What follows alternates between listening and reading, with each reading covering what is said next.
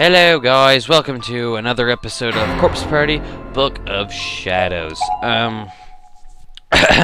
So last time, Nana died. Basically. Kinda messed up. Okay, we're gonna continue right from where we left off, which was, she's talking to herself, but talking about Nana being drug off. Here we go. We were just talking with her, and now look what's happened. Her legs were torn right off, right along the lines of those bruises. Wait, the bruises! Nana was sliced up in the exact spots where she had those markings. And I have the markings just like that on my stomach. But that doesn't mean anything, right?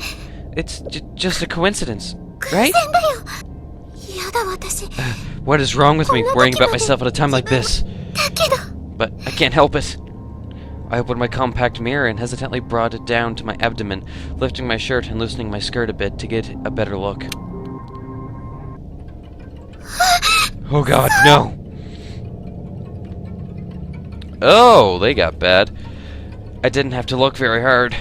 The color of the bruise on my abdomen had darkened significantly. It was far more pronounced now, particularly pulsating and purplishly red. It looked more like some kind of demented crest that had surfaced from deep inside my body. No. It's darker, more clearly outlined, and it looks bigger now too. What is this? Why is it here? It's just a bruise, right? I'm sure it'll go away on its own, over time, if I leave it be. I just kept telling myself that. It would go away on its own. It was nothing, and I was starting to believe it.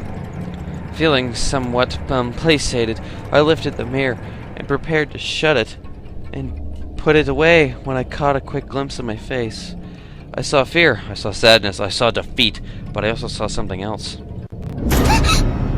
What am I seeing? Am I supposed to see something? No! At first I doubted my eyes, but I wasn't seeing things, nor it was a smudge on the mirror. It was another discolored bruise, just like that one on the abdomen.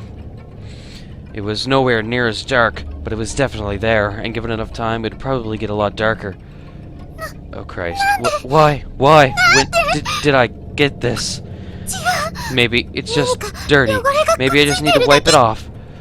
I tried spit shining it away with my finger, but all it did was make it wet. And each time I pressed down on it, the surrounding skin would turn white, creating greater contrast and making it stand out more. It wasn't going away. And if it just kept darkening, I might wind up like Nana. No, please, no. Torn apart at the seams. No. Suzumoto, what's wrong? I thought I heard you scream. No luck in finding Ogasara? 67's going up. I don't think that at all. We'll help you search. Suzumoto? Oh, I don't like that. No! Stay back! I took a step away from them, despite myself. What's going on?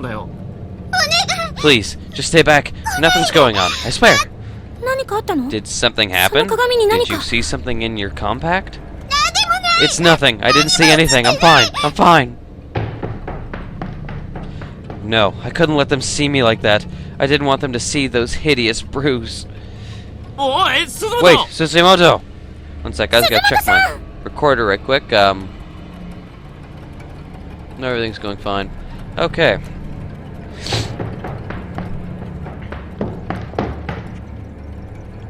The darkening's getting horrible here. What do I do? I'm running again, but where? Where am I going? I have to get rid of this. If I can't, then I'll wind up like Nana. That didn't sound good. I have to hurry. I have to find some way of making this go away. I had some concealer in my makeup bag. Maybe I could hide it. There we go. Can't see it at all now. All I have to do is get some sleep, and when I wake up, that bruise will be long gone. I know it will. Yeah, I was getting all worked up over nothing. It was just a little mark on my face after all. Probably just a result of a little stress I'd been feeling here. Once things calmed down, it'd go away for sure. She's going insane. Christ. Welcome back. Uh-oh. It knows I'm here. The room knows I'm here. I can't even click the beds. Why? Okay, let's just leave. I don't remember closing the door. It wouldn't open. And it wasn't like it was locked, rather it felt almost as if someone were holding it closed with superhuman strength. Hair? Again? Suddenly I realized why the door was wrapped multiple times over with thin, black threads. How had I not noticed these moments ago? What the? Is this human hair? Yeah. I looked at it a bit more closely and concluded without question, that's exactly what it was. I felt an unpleasant heat radiating all along my back muscles across my entire spine. I was being watched. There was some sort of moist, lukewarm presence in the room with me, and slowly but surely I could sense it moving. Who's there? Who's behind me? I was too scared to turn around. This room. Oh, no, no, no, no, no, no, no, no, no. It was a little girl wearing a red dress. Probably a first or second grader. Her skin was as pale as pottery, contrasting with a lacquer-like hair, and she looked somehow familiar. This is the girl from the newspaper who survived the murders. Sachiko Shinosaki. But that can't be right. That happened over 30 years ago. This room is so lifeless. I know, but it needs a human autopsy model. I want to dissect a human. And no, please. What? Oh, shoot.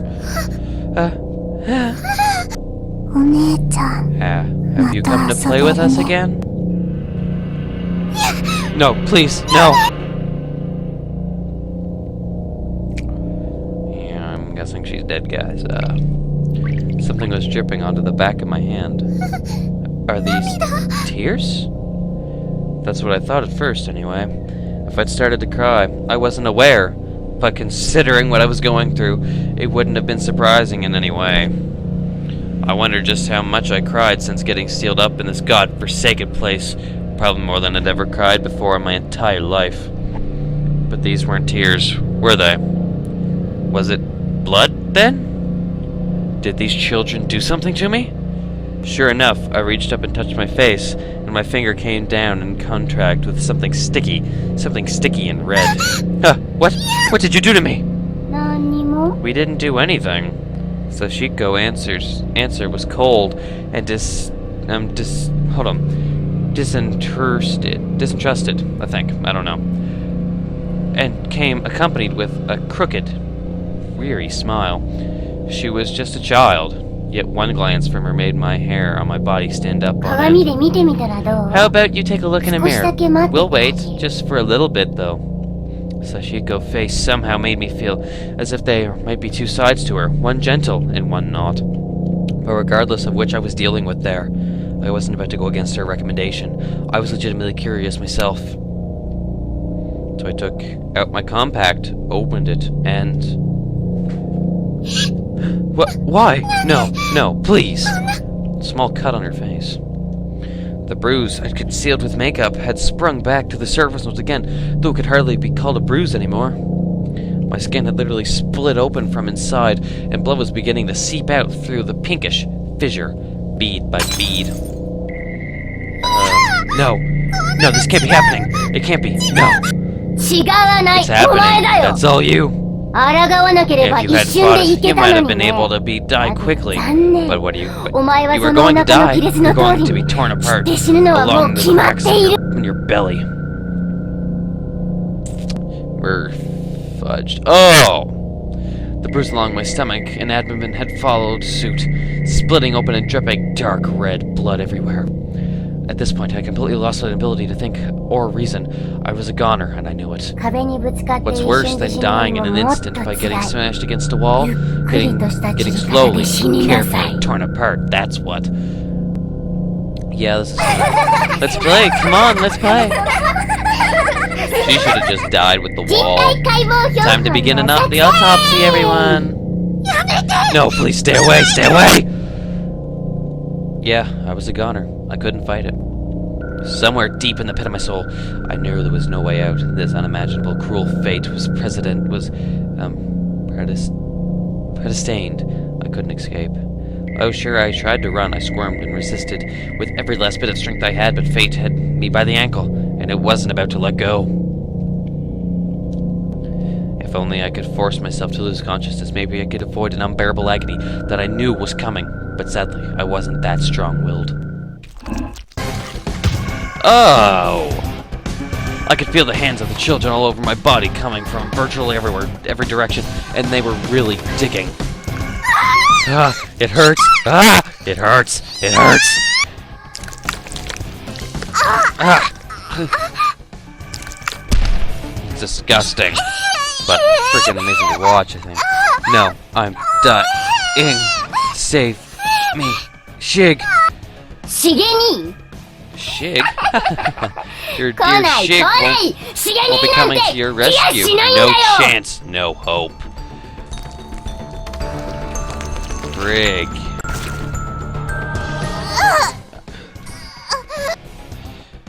I was seized with pain unlike anything I'd ever imagined possible before. I couldn't talk, couldn't move, couldn't even think. I felt like my head was going to explode under the pressure of the millions of nerves, all telling my brain just how much every part of my body hurt. And it didn't stop. Every moment it grew worse and worse. Then I began to drift away. Damn. What an awful stink. Let's decorate the wall or maybe the hallway outside with the new autopsy model. The school's getting lively all the time. Sashiko's voice sounded like it was far in the distance. It was then that I realized the agony I'd been feeling had changed. It was no longer pain, but chill. It didn't hurt anymore. I was just cold. So cold that I couldn't even feel my body. So cold. So very, very cold. Shig, I can't even move my finger anymore. But even if I'm dead, and even if my body is an unsightly mess, I hope you won't think poorly of me. Because, Shig, I love.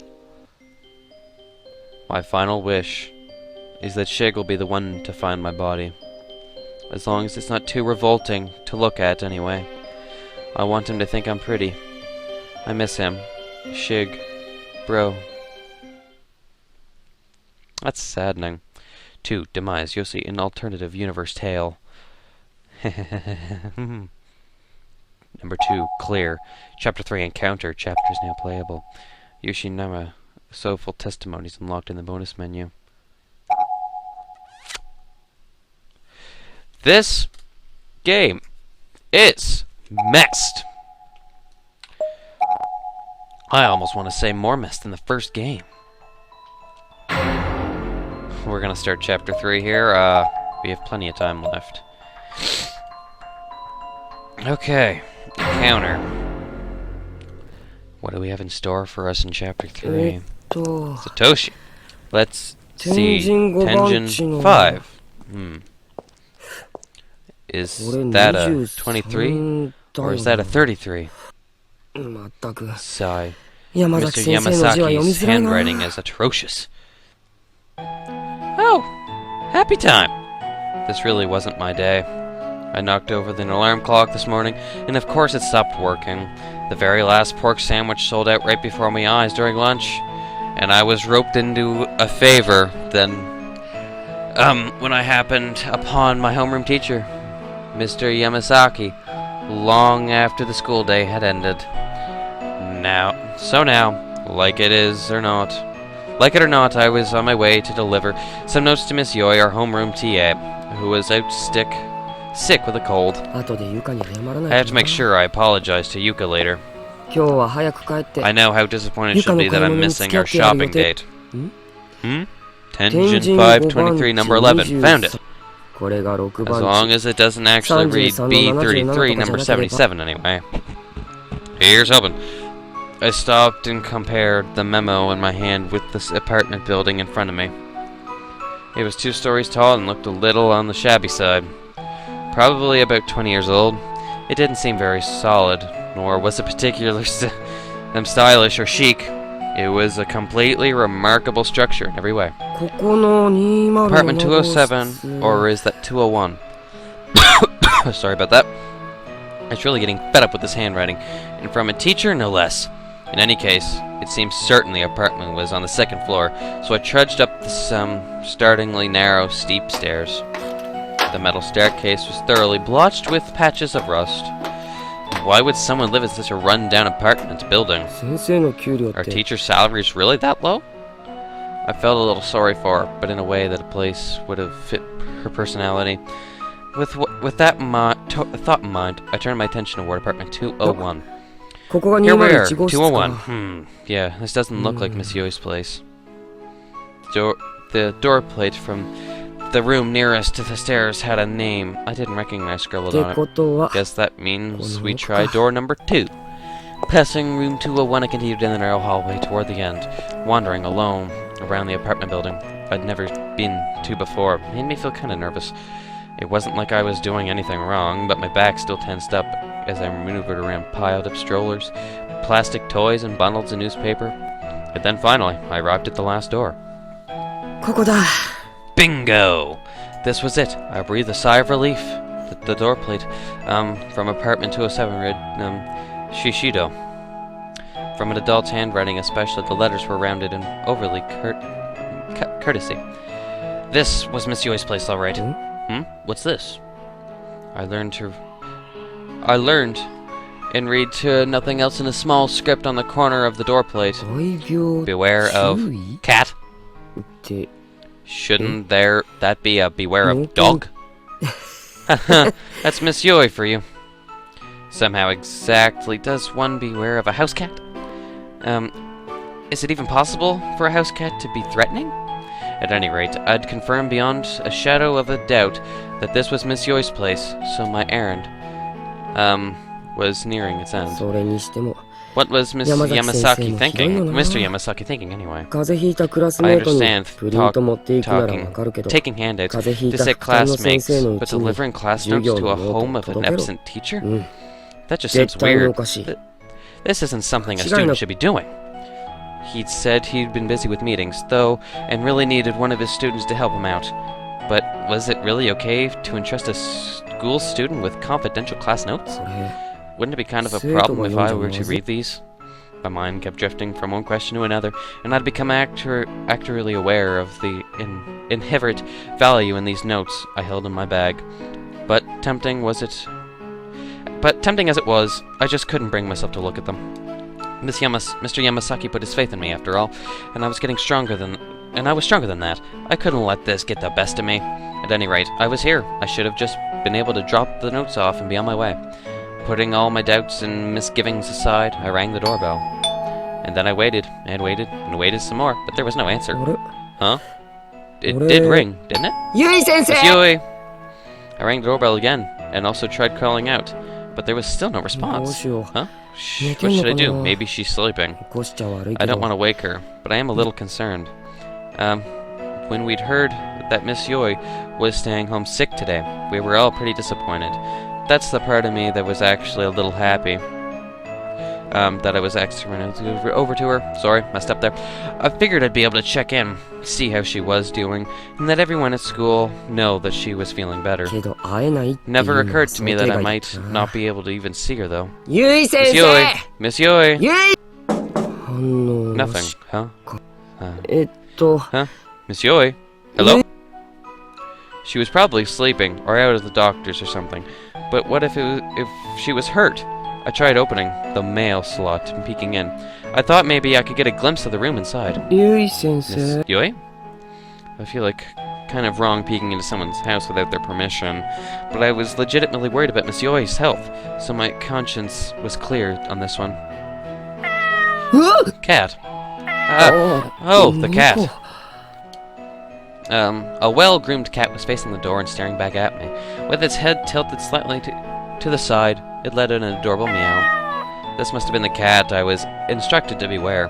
And since Miss Yui was always going on and on about her little buddy, I was pretty sure I remembered his name. You're Morris, right? Oh no, it's Monette, I think. Yeah, Monette. What a pretty kitty you are, Monette. Miss Yui talked about her cat a lot in class, so pretty much the whole school had heard of him. She even had some of the tins of cat food hidden on a shelf in the classroom, probably because she'd bought too much and had no room for them in her apartment. Here, kitty, Monette. Monette, is Miss Yui home? If she's home, would you mind waking her up for me? That's a good kitty. Yeah, I didn't think it would work. My shoulders sank. I felt defeated. What the hell was I doing? I closed the mail slot and stood back up. Damn, I sure hope Miss Yui's alright. She's probably just out right now or something. Which would mean the door's locked, I'm sure. Lost in speculation, I placed my hand on the doorknob. With a quick twist, I turned it and pushed on the door, opening it easily. Huh? It wasn't locked? Crap, that's not good. I can't let Monette get out.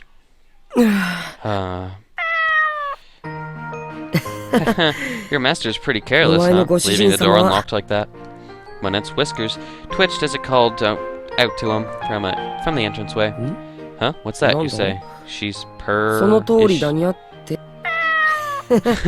You are... You and I are on the same page, Monette. Here, I was talking to a cat. Was this what I'd become? What should I do? I was feeling pretty uneasy. Not only had I peeped into someone's home, I'd walked in without a second thought. Moreover, this was where Miss Yui lived. Alone, in other words, a woman's apartment. No matter how many times I reminded myself that I was here on an errand, I couldn't help feeling that I'd not only crossed a line, but leaped over it. Yui-sensei! Miss Yui! I tried calling out her name one last time, but as expected, there was no answer. So what now? I was trying hard to avoid being too nosy, but my eyes inevitably began surveying the room.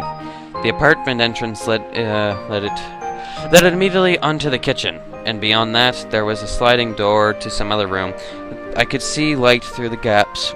I strained my eyes, but there was nothing to hear. No signs of life whatsoever. Miss Yui really must have been out. One more time, I tried calling out to her one more time by putting my concerns at ease. 1 second, guys.